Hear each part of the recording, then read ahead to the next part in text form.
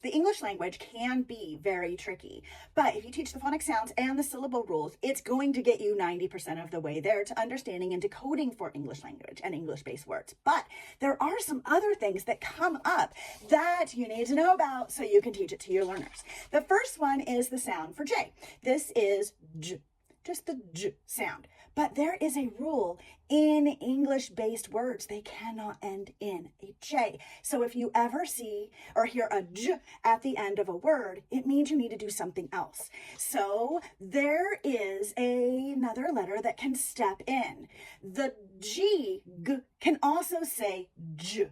And if it's followed by an E, I, or Y, it can say J, the J sound. So that is one of the things to consider. So here in the word g, it's just a g at the end, regular g.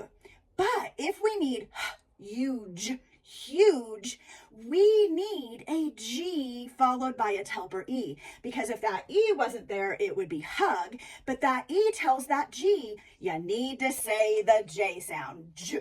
So the GE will come in and help words like huge. And that E is really cool because it can do double duty also being a magic E. But GE is J.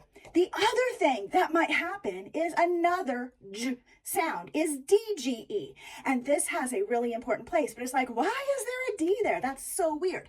So think about edge, hedge.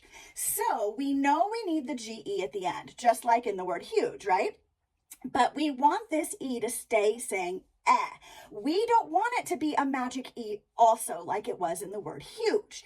So this D is super duper important because it is blocking that E. So it stays a short vowel sound, eh. Because think about it, if this D was not there, that E would jump over and turn this into E, huge.